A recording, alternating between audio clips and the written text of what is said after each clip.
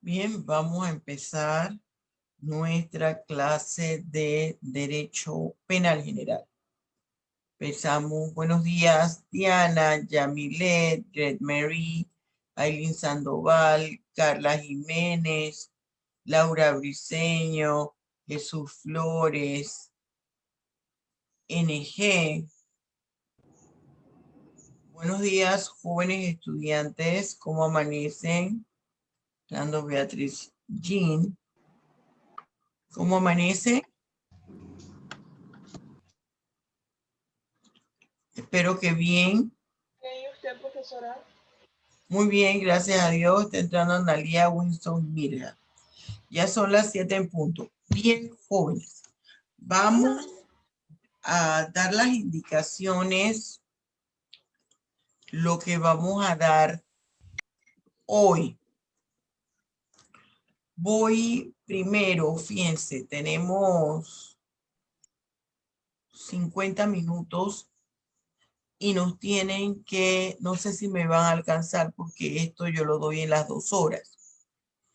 Bien, vamos a pasar un PowerPoint primero de justicia transicional. No hemos dado la justicia transicional, ¿verdad? Solamente les hablé lo del derecho penal internacional, ¿cierto, verdad? Bien. Entonces vamos a ver lo referente a la justicia transicional. Inmediatamente que vemos ese PowerPoint, yo les voy a pasar un documental de la invasión a Panamá y el documental de el genocidio de Ruanda para luego que nosotros iniciemos un debate. Y va a tener como marco de referencia lo que le voy a hablar de el PowerPoint. Vamos a hacer aquí un capture de pantalla. Espérese, déjenme sacar aquí algo que, ajá, bien. Capture de pantalla, ay, perdón, que capture de pantalla, estoy loca. ¿Está viendo lo que estoy haciendo? ¿Está viendo lo que tengo aquí? Sí, Bien, profesora. Sí, profe. bien. Entonces vamos aquí a buscar el material didáctico, cursos virtuales, nos vamos al material didáctico, penal general, módulo 3.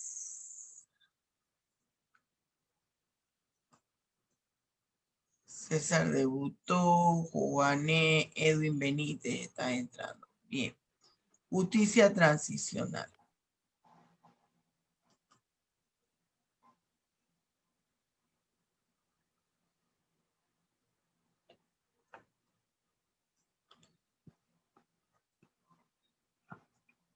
Listo.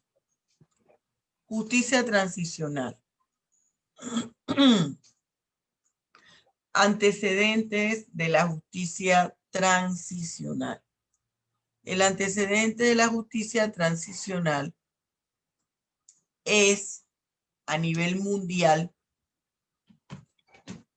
el Tribunal Militar Internacional de Nuremberg. Fíjense que en varias ocasiones yo les he mencionado a ustedes lo referente al Tribunal Militar de Nuremberg.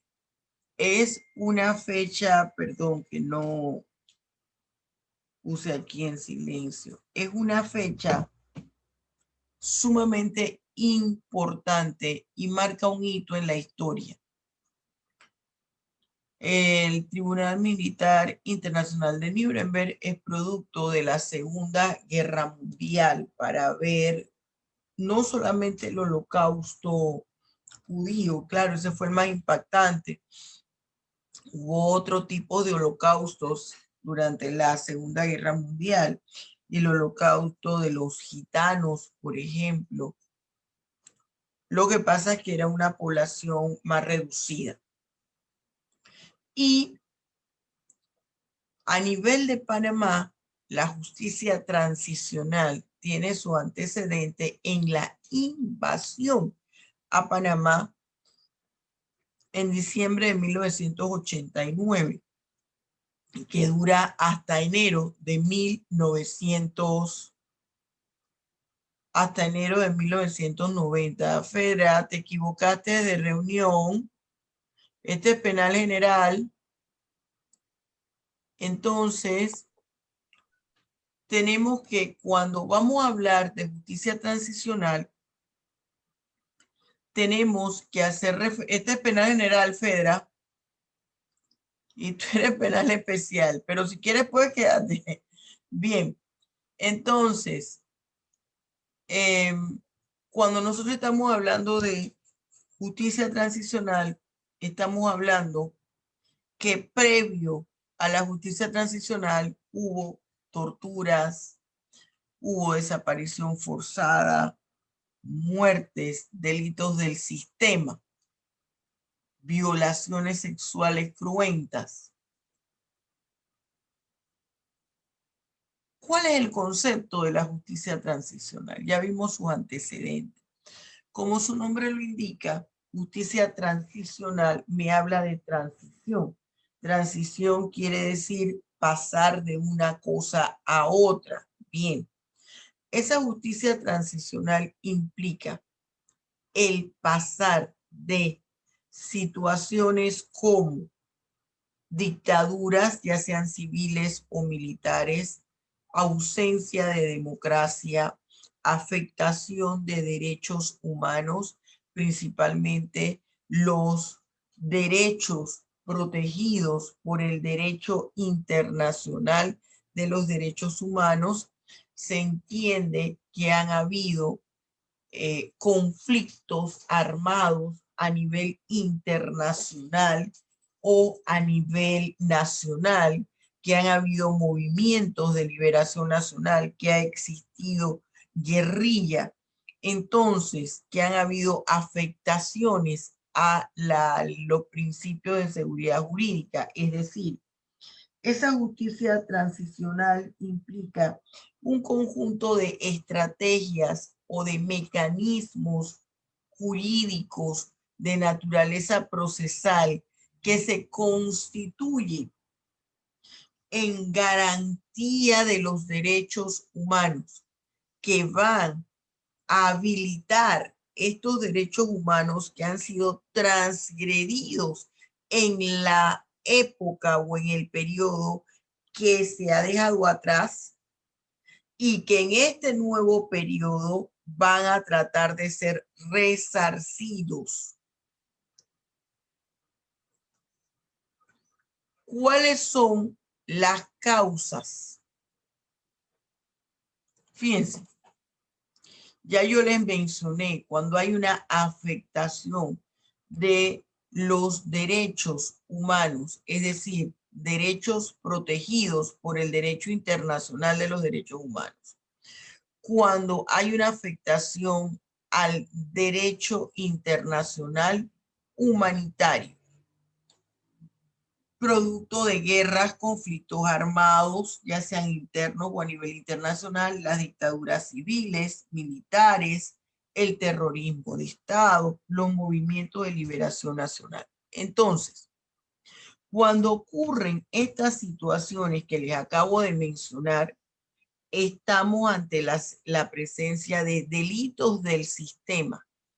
El objeto de la justicia transicional es la reparación de daños producto de la realización de delitos del sistema. Fíjense bien, la justicia transicional es un periodo que nos indica que se está pasando, que se está haciendo una transición de una época a donde existían vulneración directa de derechos humanos, es decir, de derechos protegidos por el derecho internacional de los derechos humanos y el derecho internacional humanitario, y que esas conductas ilícitas constituían los llamados delitos del sistema. ¿Qué son si no son delitos del sistema, no se puede aplicar justicia transicional? ¿Qué implica un delito del sistema? Cuando son conductas ilícitas realizadas por el Estado en perjuicio de la población a través de sus servidores públicos o por grupos particulares que han surgido con el visto bueno, el beneplácito del Estado. Y esas conductas ilícitas se han llevado a cabo motivadas por intereses de naturaleza política, es decir, por la ideología política que profesan, que llevan a cabo las víctimas a ese delito del sistema. Y se lo explico con un ejemplo. Por ejemplo, imaginémonos que Yamilet Camero es la presidenta de Panamá. Y entonces José González es un militar, es un mayor que es jefe de zona en la provincia de Herrera.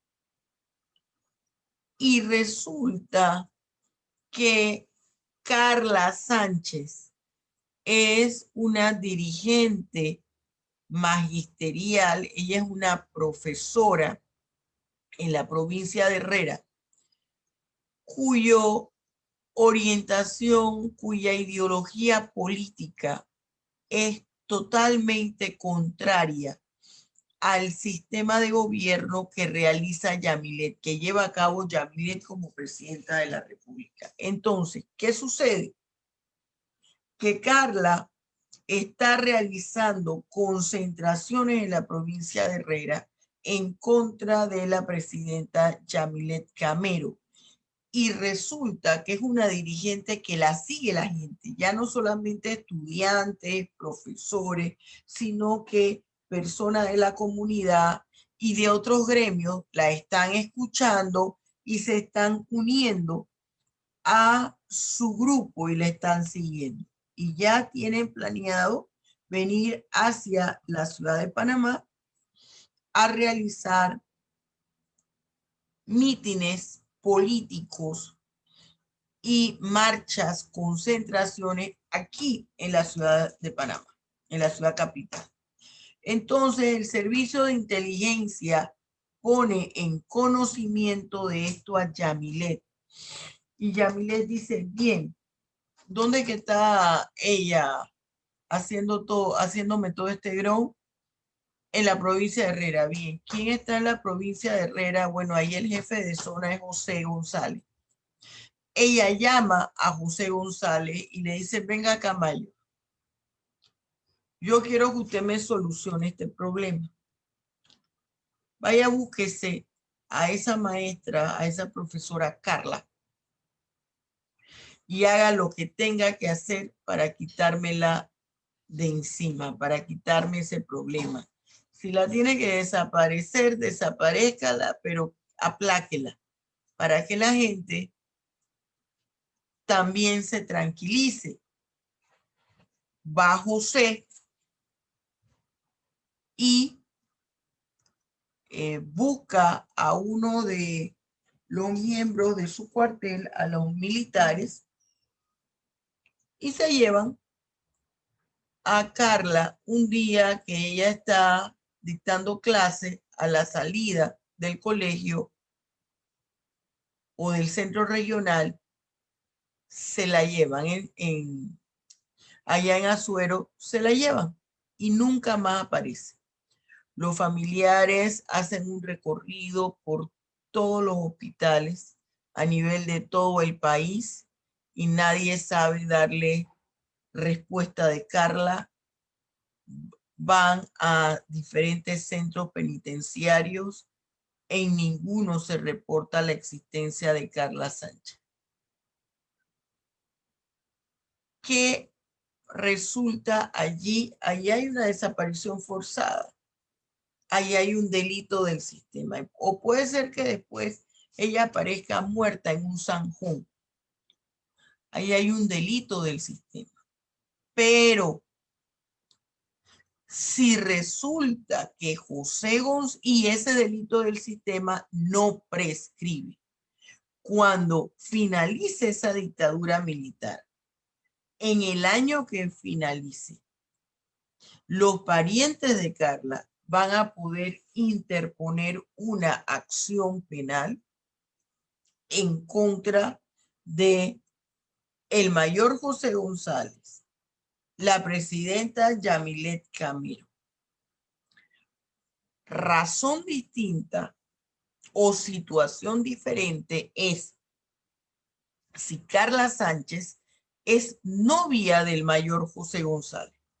Y resulta que Carla le dice, mira, José, ya nosotros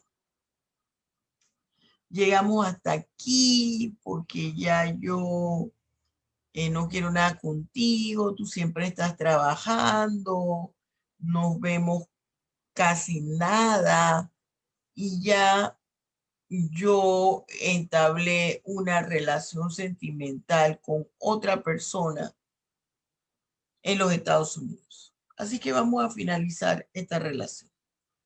Viene José González, molesto, celoso, y la mata. Allí no hay un delito del sistema. Ahí hay un feminicidio, ahí hay un homicidio pasional denominado o identificado como feminicidio. No hay un delito del sistema. Quiere decir que cuando finalice la dictadura,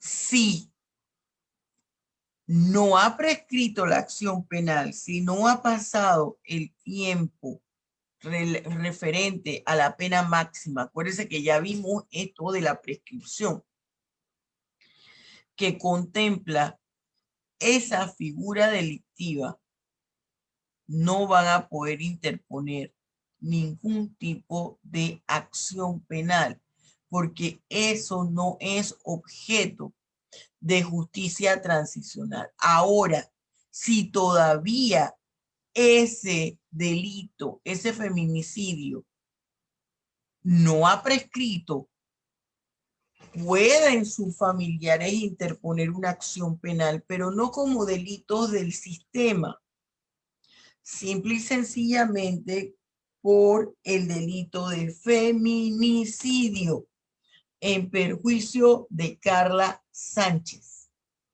Fíjese que son situaciones totalmente distintas. Tenga presente el ejemplo que yo le acabo de dar. ¿Cuáles son las estrategias de acción de la justicia transicional? Son varias. Por ejemplo, la amnistía, que ya hemos hablado de la amnistía, el indulto. Fíjense que estas dos figuras delictivas, que estas dos extinciones de la acción penal y extinciones de la pena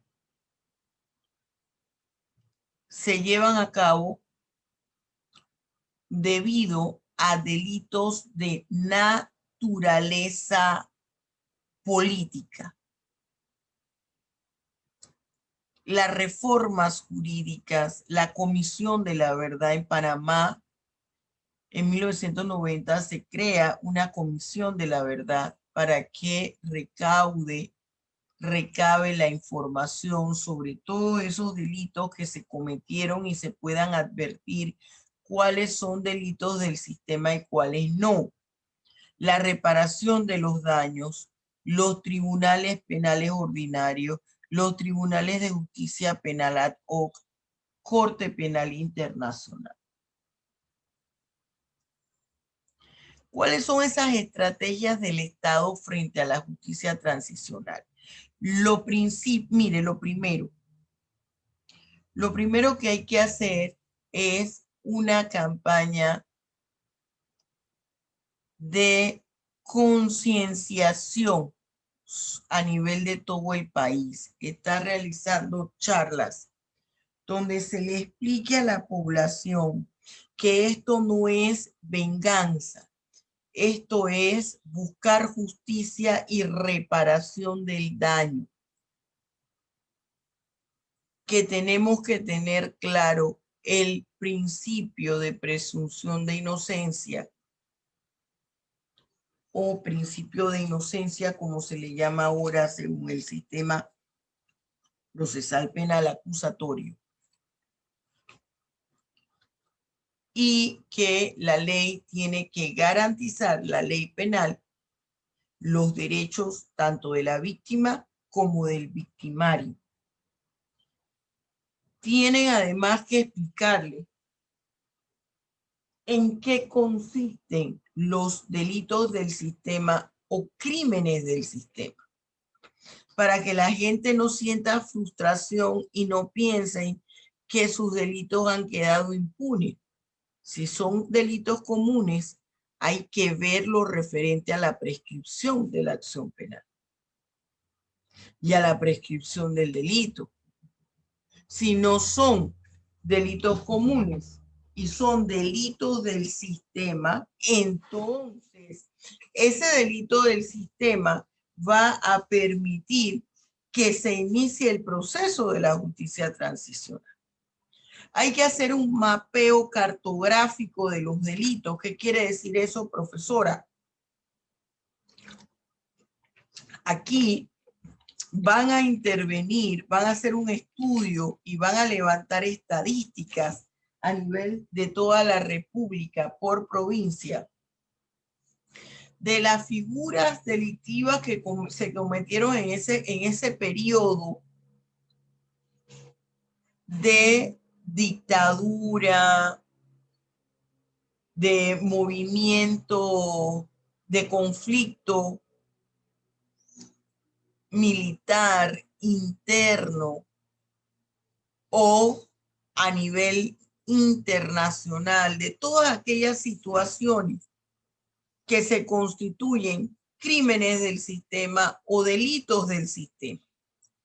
Y ahí en ese mapeo cartográfico van a intervenir abogados, médicos forenses, van a intervenir psicólogos, sociólogos, historiadores, muy importante, entre otras cosas, entre otras personas, para hacer ese mapeo cartográfico. Hay que explicarle a las personas esto de explicación de la brecha de impunidad, que sus delitos no van a quedar impunes, pero la forma de tratarse son distintas. No es lo mismo cómo se va a tratar un crimen o delito del sistema que no prescribe versus un delito común. Y hay una última estrategia que es la comunicación y divulgación. La ciudadanía, en términos generales, a nivel nacional, tiene que conocer cuáles son los delitos del sistema que se han reportado, quiénes son las supuestas víctimas, quiénes son los supuestos victimarios de la comisión de estas figuras delictivas. Eso es fundamental. Bien, esto que nosotros hemos visto es el marco teórico o el marco conceptual de la justicia transicional. Ahora, esta justicia transicional implica la reparación del daño de la cual nosotros hemos hablado ya. La reparación del daño causado. Hay situaciones de la justicia transicional, por ejemplo, crímenes de agresión que pudieron haberse dado amparados con algún tipo de causa de justificación. Eso es lo que sucede con la invasión a Panamá y quiero analizarles esto luego que nosotros pasemos el documental corto. Demora 12 minutos para luego poder establecer la relación con la justicia transicional. Voy a cerrar aquí el compartir pantalla y entonces vámonos.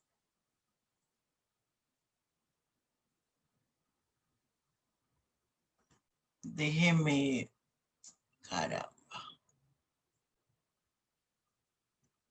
Ahorita les comparto un momentito. Esto por eso me gusta hacerlo cuando tenemos 2 horas, pero teníamos que adelantar otra cosa.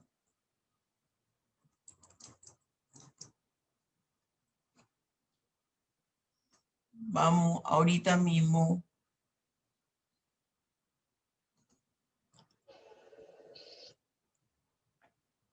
Un momentito, por favor, como había antes una... ¿Está viendo lo que tengo en pantalla? Sí, profesora. Bien. Por favor, ponga atención. No se ande durmiendo ni tallando los ojos.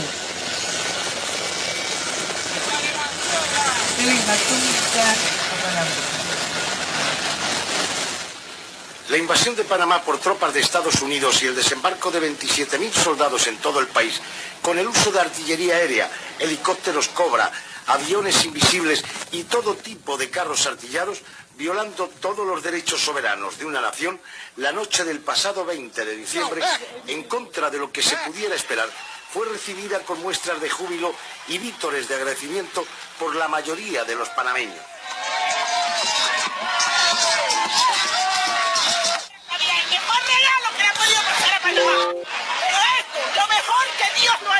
Imagínense. El pretexto para la invasión fue la muerte de un tiro en la cabeza de un teniente del Comando Sur en los alrededores del cuartel central del general Noriega, 3 días antes que las tropas de los Estados Unidos ocuparan este país. Sometido a la traición de los organismos extranjeros beligerantes y agresores. El duelo entre el gobierno de Washington y el general Noriega se inició en 1987, cuando el militar fue encausado por presunto narcotráfico en los tribunales de Miami y la Florida, y que ha terminado con el derrocamiento del jefe de gobierno de un país con 2 millones de habitantes. En el humilde barrio del Chorrillo, donde se encontraba situado el cuartel central de Noriega, los bombardeos fueron incesantes y demoledores durante toda la noche de aquel 20 de diciembre. Bombas de 1 tonelada lanzadas desde aviones A-37 y abundante fuego de artillería lanzados también desde helicópteros Cobra y Halcón Negro, dejaron el Chorrillo totalmente destruido. El barrio del Chorrillo quedó reducido a escombros. 4 manzanas y más de 50 edificios simulan el tétrico retrato de un Berlín panameño destruido por las tropas de ocupación norteamericanas. Más de 17.000 personas perdieron sus hogares. Los saldos trágicos han sido los menos publicitados tanto por la prensa local como norteamericana, que solo hablan de los militares muertos en combate. Aunque la cifra de muertos entre la población civil no se ha anunciado oficialmente, medios independientes afirman que más de 2.000 personas civiles perdieron la vida durante la invasión. Pero, paradójicamente, muchos de los que perdieron sus casas o pertenencias en el barrio del Chorrillo lo dan todo por bien perdido, a cambio de que haya caído el dictador que ostentó el poder en Panamá desde 1983. Ahí vivía yo. Ahí están los pedazos que quedaron. ¿Y ahora qué va a pasar? Bueno, ahora me siento un poco contento y tranquilo porque ya todo quizás ya es un cambio nuevo y todos tenemos esperanza de volver aquí mismo donde quedó en ruina, gracias a los que nos están ayudando y gracias al nuevo gobierno, y me siento contento y tranquilo de que viene el nuevo Chorrillo de nuevo. Las fuerzas de defensa, que anunciaron con desbordante retórica que pelearían hasta la última bala por defender la soberanía nacional, apenas ofrecieron resistencia. La falta de convicción ideológica, la deficiente preparación militar y la carencia de medios para hacer frente a la mayor potencia militar del mundo hicieron que a las pocas horas del ataque se retiraran en desbandada de la ciudad de Panamá. La desbordante retórica de guerra que el general Noriega utilizó en sus discursos y la manipulación del nacionalismo de los panameños no sirvió de mucho cuando las tropas norteamericanas entraron en la capital panameña para derrocarlo. Otra vez, disculpe, que andamos por la calle de esta manera, pero no tenemos otro sistema de buscar a los batallones de dignidad. Y pasen una feliz Navidad. Recuérdense, no hay por qué temer al batallón de dignidad más. Si tienen información, o le hay soldados o armas, deja un soldado americano saber, porque los Estados Unidos están ofreciendo dinero. Ante esta derrota, las principales guarniciones del interior del país, en las ciudades de David, Río Hato y otras, dirigidas por oficiales leales a Noriega, se rindieron sin ofrecer resistencia, facilitando de esta manera que en menos de 3 días todo el país quedara en poder de las tropas de ocupación norteamericanas. Los oficiales más cercanos al jefe de gobierno y durante más de 6 años el hombre que ostentó el poder absoluto en Panamá fueron arrestados. Pero los batallones de la dignidad, civiles convertidos en una fuerza paramilitar, compuesta en su mayoría por delincuentes comunes, resistieron en la capital panameña durante 2 días, hostigando como francotiradores a las tropas norteamericanas. Aprovechando la confusión de esos momentos, muchos de estos grupos paramilitares se dedicaron al pillaje. Ningún establecimiento de Panamá, ni de la zona libre de Colón, se salvó de ser saqueado.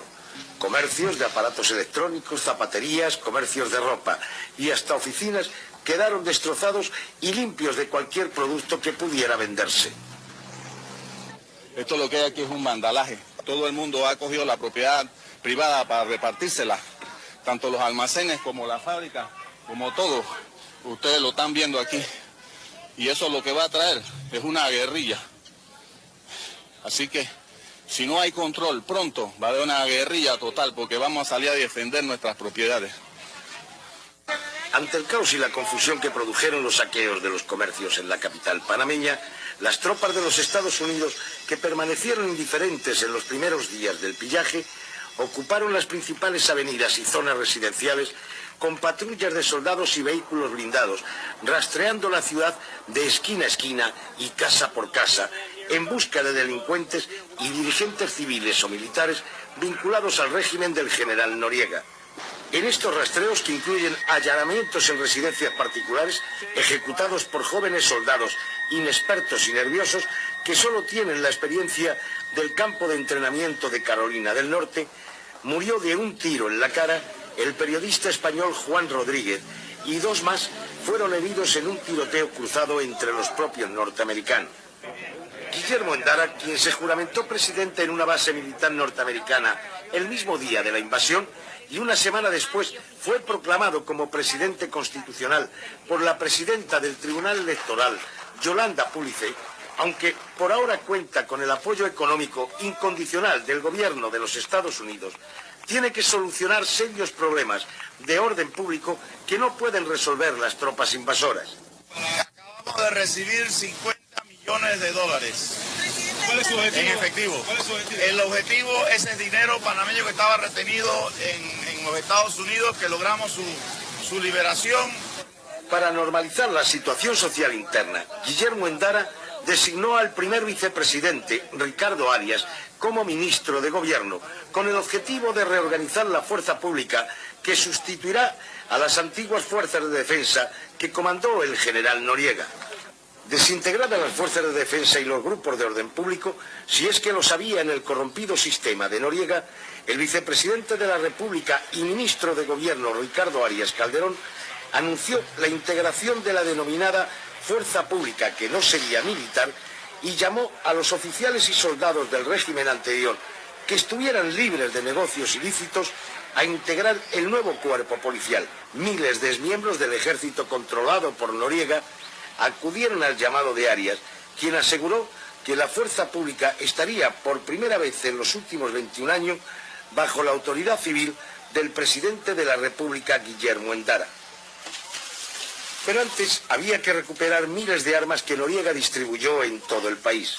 Por ello, el Comando Sur ofreció recompensas en dinero por cada arma devuelta, con sumas que van desde $25 por una granada hasta $125 por una K-47. La fórmula tuvo buenos resultados y el Comando Sur informó sobre la recuperación de 40.000 armas propiedad de las fuerzas de defensa.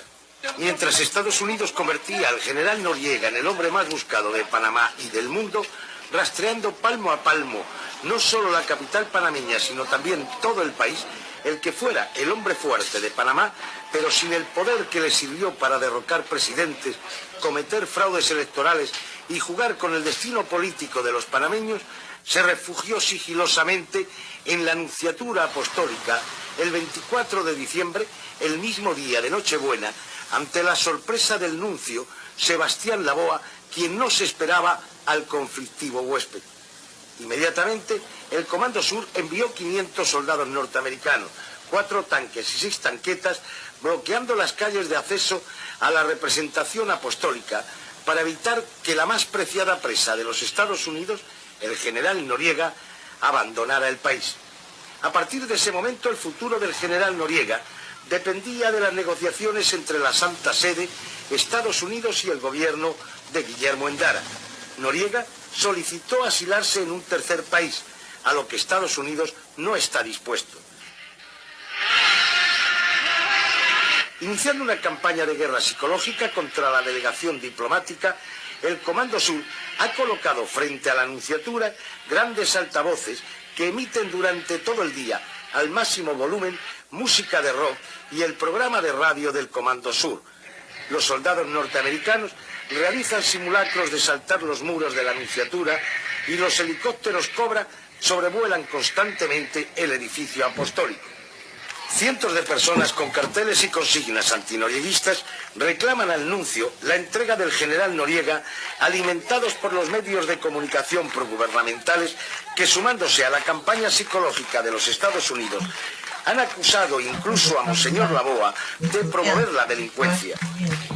La situación cambió radicalmente ayer, cuando la Santa Sede concedió asilo político temporal al general Manuel Antonio Noriega.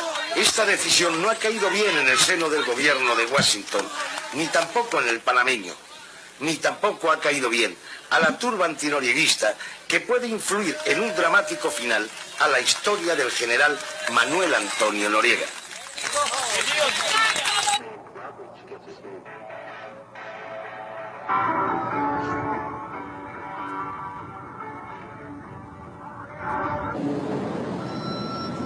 Too many. In this room right here, we got 90 Mike. We got 120 Mike.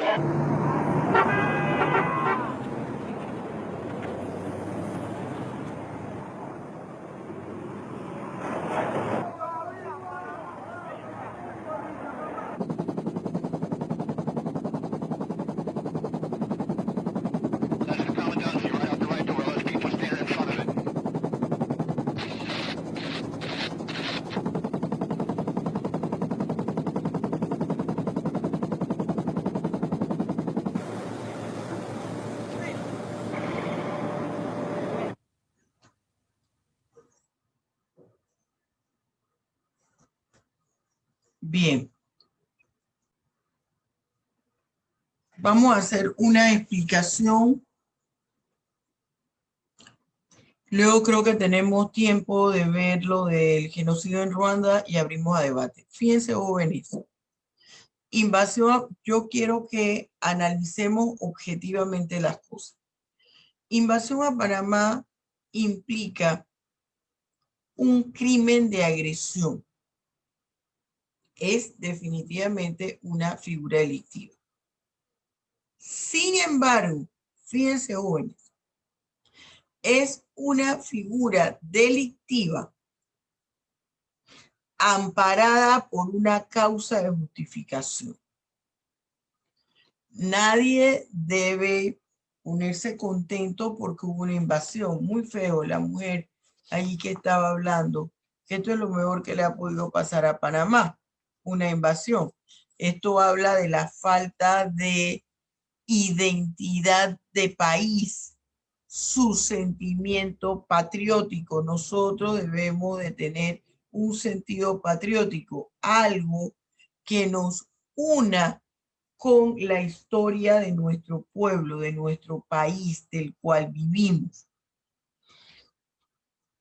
¿Por qué yo les estoy diciendo o les estoy señalando que si bien es cierto, es una figura delictiva, crimen de agresión que está contemplada, está tipificado en el Estatuto de Roma, en el artículo 5, y ya vimos en Derecho Penal Internacional cuando lo estuvimos dando como una figura delictiva.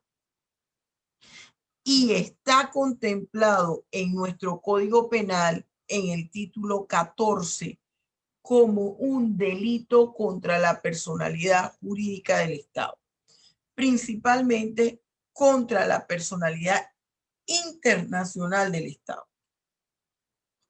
Sin embargo, está la Carta Democrática Interamericana y además está la Carta de Naciones Unidas, en el cual señala que la democracia es un bien jurídico tutelado. Es decir, los estados, todos tenemos derecho a la democracia, a gozar de la democracia. Ese es un derecho, un interés jurídico establecido.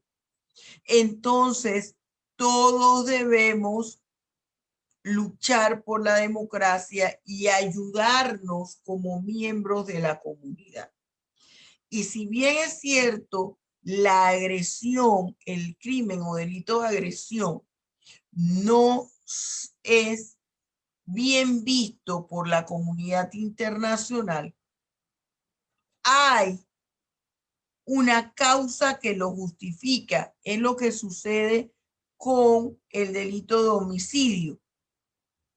Acuérdense que ya nosotros analizamos la causa de justificación.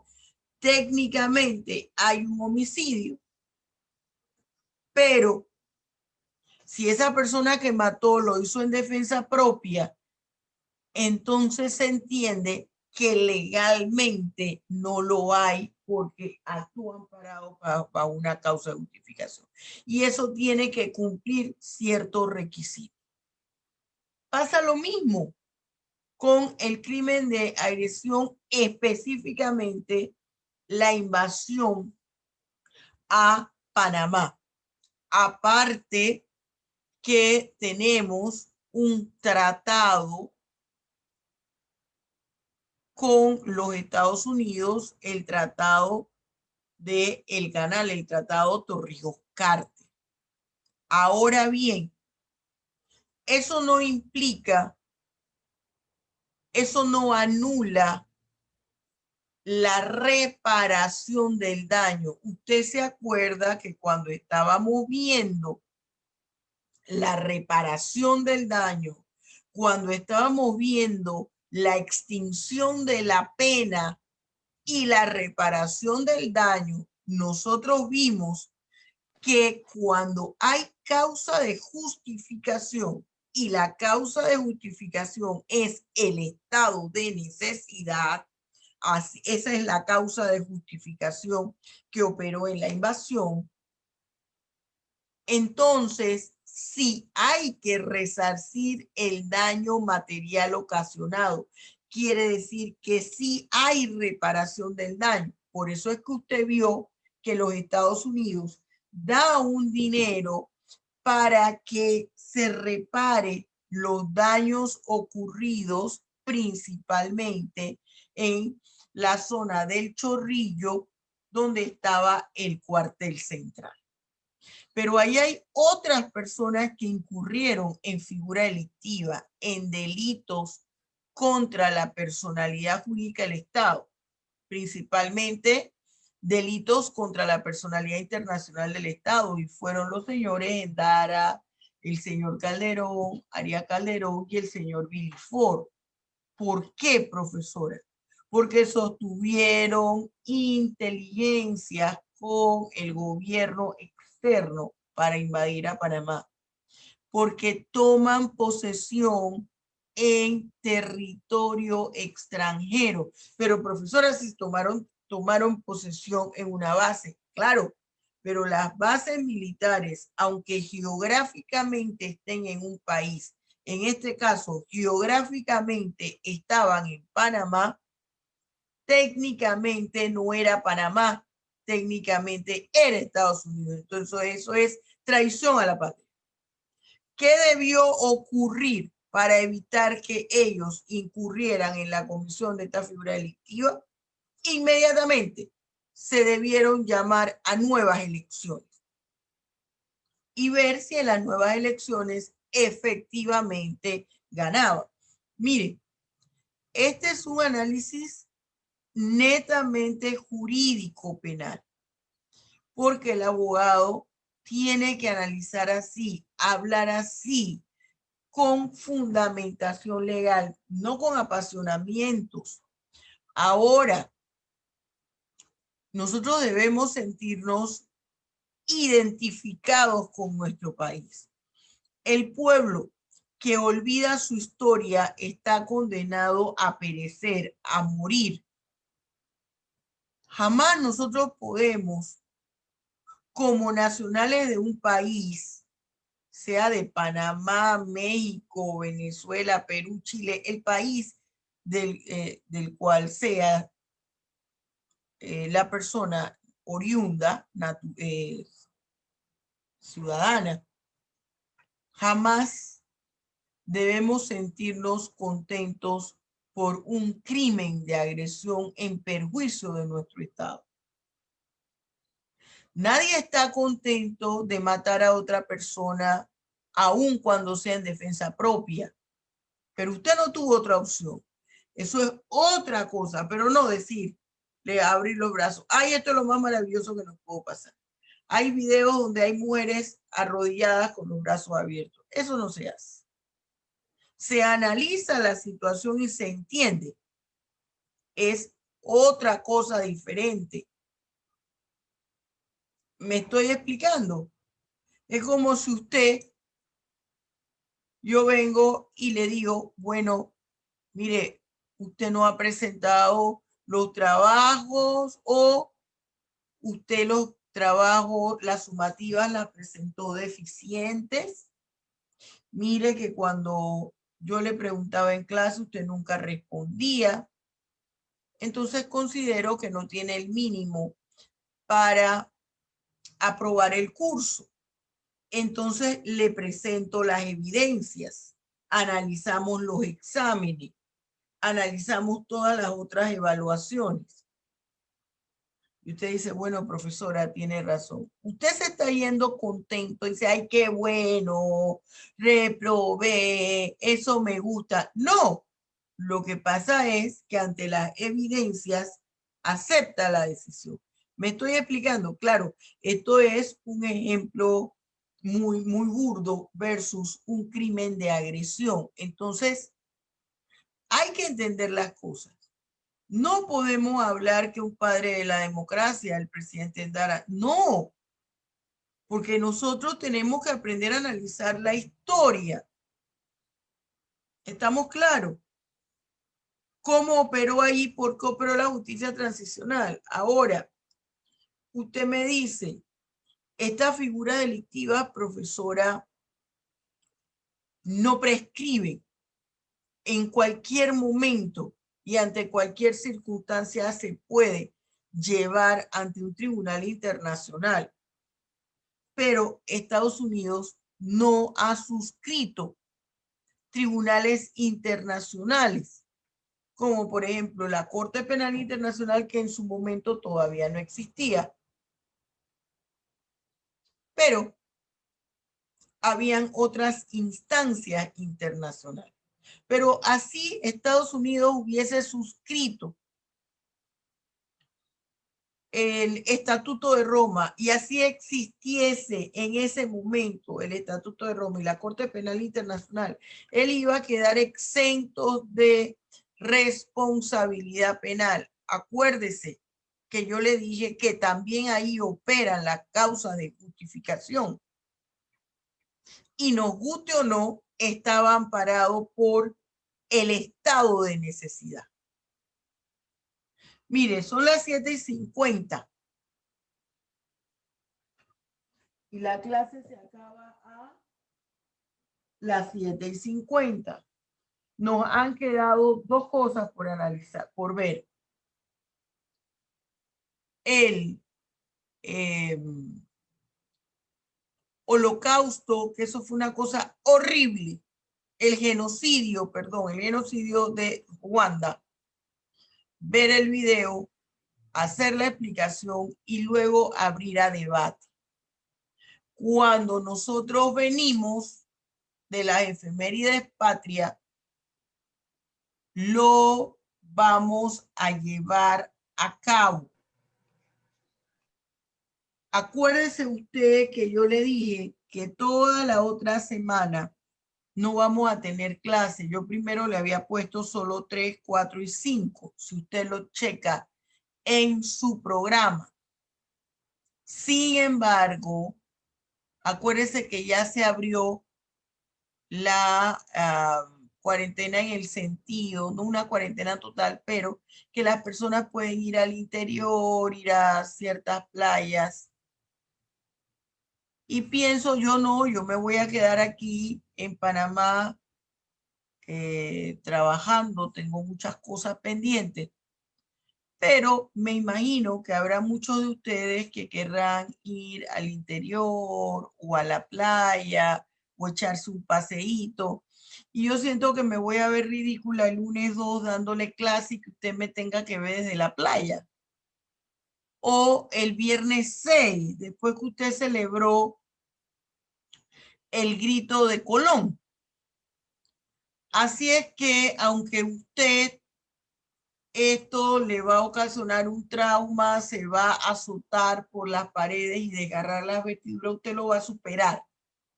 Entonces, nosotros nos vamos a ver hasta el lunes 9 de noviembre. Nos vemos el lunes 9 de noviembre y miren ya muchachos lo que nos quedó en nada. El 9 de noviembre nosotros tenemos 2 horas, finalizamos esto y empezamos en esa semana el módulo 3. Y ya, ¿qué nos queda de clase? Prácticamente 3 semanas, porque esto finaliza el 4 de diciembre. Entonces, muchachos, vamos a suspender aquí. Dios los bendiga ricamente. Ustedes saben que los quiero mucho y que tenga unas felices efemérides patria. Hasta luego. Nos vemos, Chao, profesora, igual. No, profesora.